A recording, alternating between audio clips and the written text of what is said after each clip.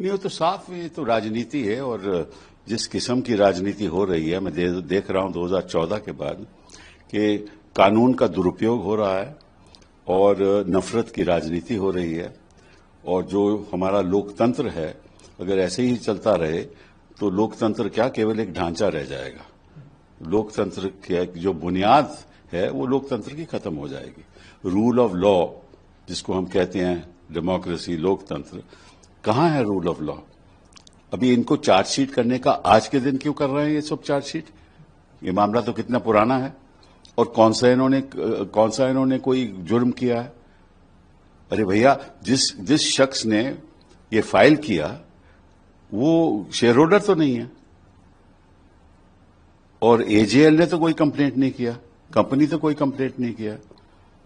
तो इनको क्या तकलीफ हो रही है? और कौन से प्रोसीड्स ऑफ क्राइम जिसको कहते हैं कि भाई जुर्म का जो पैसा है, कौन से जुर्म का पैसा इनके पास है? जो कंपनी है वो तो एक सेक्शन 25 कंपनी है, तो उसमें तो आपको कुछ ले ही नहीं सकते कंपनी से। वो जारी संपत्ति है, वो कंपनी की है। लेकिन इनका मकसद ये नहीं है। इनका मकसद जो पहले भी कर चुके हैं कि नफरत फैलाओ। जो भी इस देश में जो विपक्ष के लोग हैं, जो मंत्री हैं, चीफ मिनिस्टर हैं, उनके परिवार के लोग हैं, उनके ऊपर केस करो, दंगे फसाद करो, दंगे फसाद करके फिर लोगों के ऊपर केस करो, एफआईआर लगा के ईडी भेज दो, ईजी किसी प्रदेश में भी चले जाए, एफआईआर करने के बाद वहां अरेस्ट शुरू कर दो। और अगर कोई सिविल सर्वेंट है और सिविल सर्वेंट किसी विपक्ष के सरकार के नीचे काम कर रहा है, उसको धमकाओ और कोर्ट में जाकर ये कोशिश करो कि भाई कोर्ट आपके पक्ष में कोई फैसला दे दे।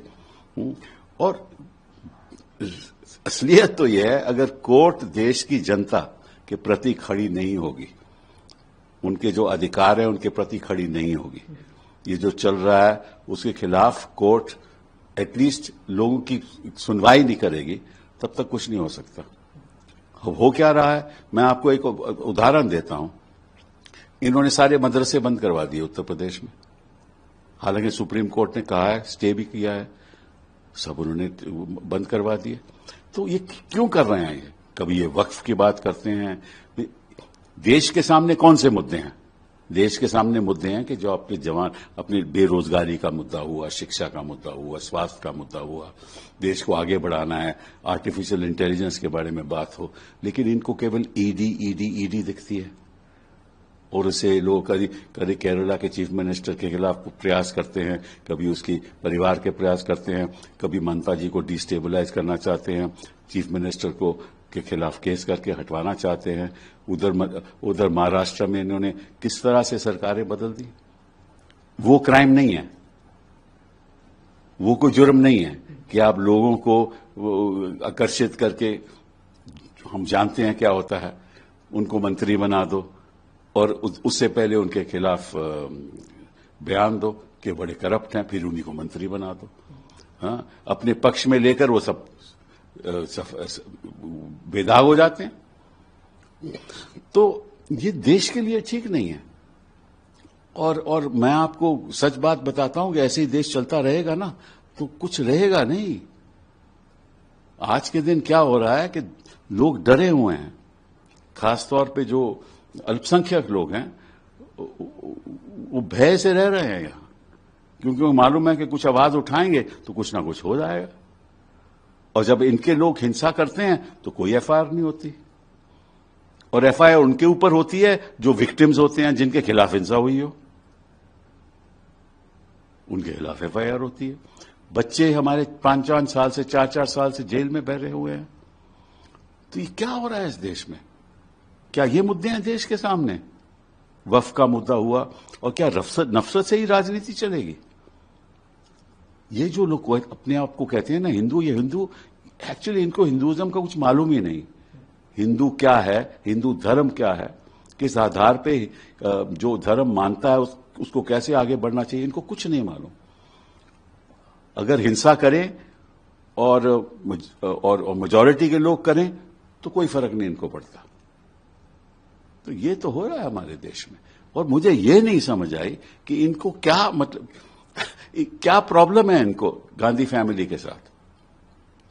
इन्होंने सब कुछ तो अपने पक्ष में कर लिया, इलेक्टोरल बॉन्ड में पैसा बटोर लिया, सत्ता भी इनके पक्ष में है, इनके गवर्नर के इनके इशारे पे काम करते हैं, सीईसी भी इनके इशारे पे काम करती है, सब कुछ तो इनके पास है। अब ये लोगों को जेल भी भेजना चाहते हैं, यही दिखाने के लिए कि अगर हमारे खिलाफ कुछ करोगे तो निश्चित रूप से यही आपका परिणाम होगा। सर, आपने तो यूपीए सरकार भी बहुत करीब से देखी है, उस वक्त के जो बीजेपी के बड़े लीडर्स थे उनको भी आपने देखा है। आपको लगता है ये नई तरीके की राजनीति शुरू हुई है पिछले कुछ वर्षों में? जो भाई ये जो गुजरात का जो एक्सपेरिमेंट किया था उसको दोहरा रहे हैं, ये जो वहां कर रहे थे वो यहां कर रहे हैं, यही हो रहा है। ऐसा लगता है कि भाई लोगों के कोई हक ही खत्म हो गए, सब हक खत्म हो गए, कोई लोगों का कोई हक ही नहीं है।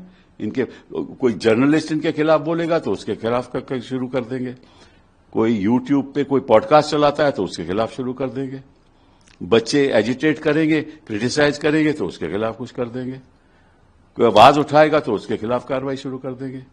तो किस किस्म की राजनीति है? इसीलिए संविधान बना था हमारा, अंबेडकर जी के यही सपने थे, और ये बात अंबेडकर जी की करते हैं, गांधी जी की करते हैं। उनके आदर्श के सामने को लेकर तो आगे बढ़ते नहीं है। बात करेंगे गांधी जी, काम करेंगे उल्टा, बात करेंगे संविधान की रक्षा की और उसकी धज्जियां उड़ाएंगे।